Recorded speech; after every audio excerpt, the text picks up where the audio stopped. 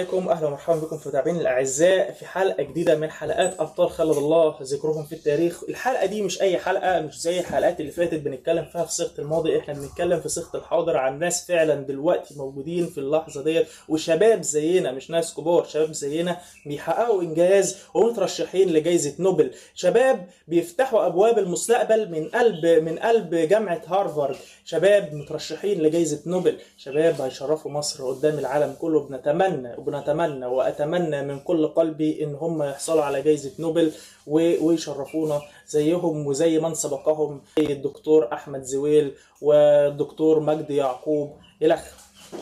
هنتكلم النهارده عن العالم كورولوس. اول واحد فيهم العالم كورولوس عجيب يوسف. قصه حياته وكفاحه. العالم كورولوس موسى عجيب يوسف هو احد ابناء مركز منلوي في محافظه المنيا، من مواليد 1996. دلوقتي في الوقت الحالي يبلغ من العمر، في وقت تسجيل الفيديو ده يبلغ من العمر حاليا 29 سنة. التحق بمدرسة ملاوي الثانوية، وبعد كده راح مدرسة عمانوئيل 2. الشاب ده كان نبغة منذ نعومة أظفاره، يعني من وقت الثانوية العامة وهو عقله الذري ده كان شغال، وكان كان بيعمل اختراعات كبيرة، لدرجة إن هو فاز، وبالتحديد في الصف ثالثة ثانوي فاز بجائزتين على التوالي. أو كانت تابعة لوزارة التربية والتعليم اللي هي فاز بيها جائزة المخترع الصغير. والجائزة الثانية فاز بالمرتبة الأولى في مسابقة اسمها انتل ايسف عام 2014 في هندسة المواد والهندسة الحيوية، اللي أقيمت في ولاية بنسلفانيا في أمريكا. طب هو فاز بيها إزاي؟ إيه الاختراع اللي اخترعه؟ اخترع خياشيم صناعية بتعمل بالطاقة المستدامة.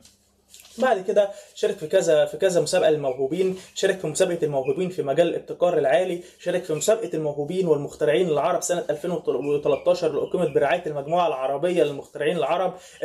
وبعد كده ترشح لجائزه افضل واصغر عالم عربي في العالم من سن 16 ل 20 سنه. وبعد كده التقى الرئيس عبد الفتاح السيسي اثناء افتتاح قناه السويس سنه 2015. وطبعا العالم موسى عجيب يوسف هو مش مجرد بس شخص باحث وعالم كبير وقدير وبس وبيغير البشريه، لا، ده برضه انسان وطني وانسان بيحب مصر وبيخاف على شعب مصر. ليه؟ لان هو مثلا في مره من المرات يعني كان في مشكله في الطاقه في مصر، فهو اشتغل على مشروع اللي هو انتاج الطاقه من التمثيل الضوئي الصناعي عن طريق الميه والضوء، اللي هو عشان هو انا مش فاهم الصراحه. يا ريت لو العالم كورولوس قدر يوصل للفيديو دوت، يعني لو يقدر يتواصل معايا مثلا او ويفهمني الحاجه دي، فكره المشروع دي بتتعمل ازاي او الهدف من وراها اكتر ويوضح لنا اكتر، يا ريت. لكن بس الهدف منه ايه؟ ان هو ينتج الطاقه دي بحيث ان هو يقدر يساعد مصر، وان احنا نقدر نوجد مصدر من مصادر الطاقه النظيفه وهكذا. وفي لقاء تلفزيوني ليه ان هو كان من ضمن امنياته ان مصر تهتم اكثر، تهتم وتزيد الاهتمام والانفاق على البحث العلمي، وبتهتم بالشباب اللي هم مش من فئة الخريجين، اللي هم لسه في الدراسة وبيحاولوا يجتهدوا ويساعدوا. وليه برضه حاجات كتير هو كان مشارك فيها، بس يعني لضيق الوقت انا مش عايز اطول عليكم الفيديو. واتخرج بعد كده من جامعة هارفارد سنة 2020، وأصبح عضو في برنامج متميز بيركز على البحث في الحوسبة والفيزياء الكمومية. وهي دي بداية بقى قصة نجاحه وبدعم، والحاجة دي تم دعمه فيها من قبل AWS بالتعاون من جامعة هارفارد. وهو دلوقتي بيعيش في مدينة بوسطن في ولاية ماساتشوستس الأمريكية.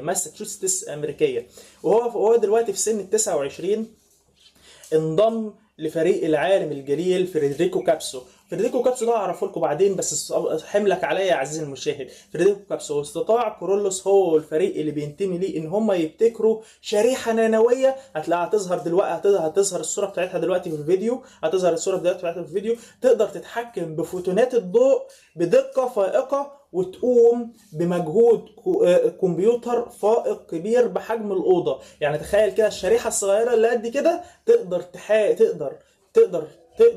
تشتغل شغل كمبيوتر فائق بحجم الغرفة، وتقدر تقوم بالشغل ده بدقة عالية في درجة حرارة الغرفة، وتوفر في الطاقة، وتنقل المعلومات بكل سلاسة ويسر. ومن هنا ومن الاختراع ده بيعد نقلة كبيرة في علوم الحوسبة الكمومية، ونقلة كبيرة أصلا للكمبيوتر ده بحد ذاته، لأنه هو هيبقى حاجة مختلفة تماما. ومن أهمية البحث دوت حصل على تمويل فيدرالي من القوات الجوية الأمريكية AFOSR والمؤسسة القومية للعلوم الأمريكية NSF، وهو دلوقتي مترشح لجائزة نوبل. وانا دلوقتي يعني عشان ترتاحوا شوية من الحاجة دي، هسيبكم دلوقتي مع بعض الصور اللي مجموعة كابسو اللي ظهر فيها برضو العالم القدير، العالم كورولوس موسى عجيب يوسف. وهننقل بعد كده للعالم الثاني واللي هو الدكتور أحمد الدرة. الدكتور أحمد الدرة هو عالم مصري وزميل ما بعد الدكتوراه في المجلس القومي للعلوم والهندسة التكنولوجية NSERC. عمل في مجالين وهم بصريات الاستقطاب والضوء المنظم. وبرضه عشان أكون أكثر تحديدا وأتجنب يعني الأخطاء الترجمة، اسمها إيه؟ Polarization Optics and Structured Light. حصل على بكالوريوس في العلوم الهندسية الكهربية من جامعة القاهرة، اللي أنا أتشرف إن أنا منها ومتخرج منها سنة 2011، وكان الأول وحصل على البكالوريوس مع مرتبة الشرف. وعمل في قطاع الاتصالات لمدة سنة واحدة، وبعد كده حصل على الماجستير والدكتوراه من جامعة تورنتو بكندا سنة 2019.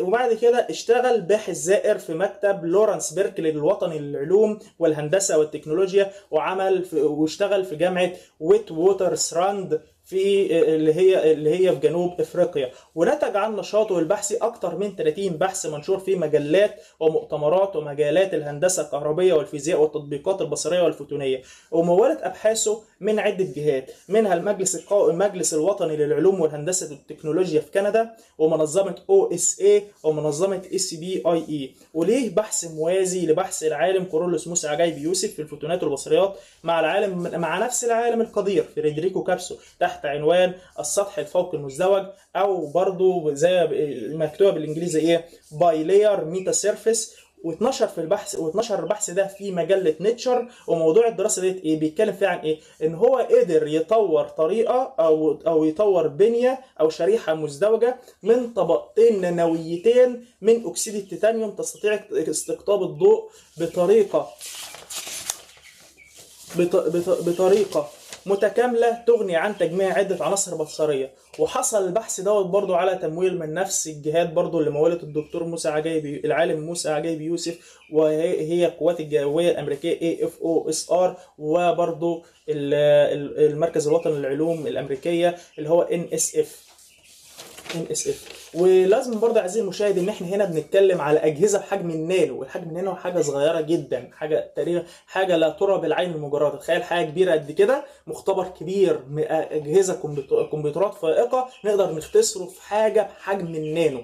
دي نقله كبيره جدا، انت مش قادر تتصور قد ايه دي مهمه.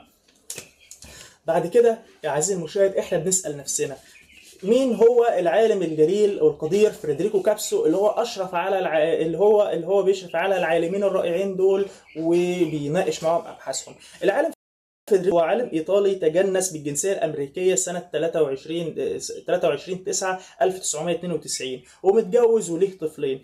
بيعمل في كليه الهندسه والعلوم التطبيقيه في جامعه هارفارد، ليه منشورات بحثيه كتير، ومتسجل باسمه 97 براءه اختراع. وفي عام 1973 حصل على درجه الدكتوراه في الفيزياء مع مرتبه الشرف من جامعه روما. حصل على 41 جايزة ووسام، من ضمنهم جايزة الملك فيصل العالمية للعلوم سنة 2005.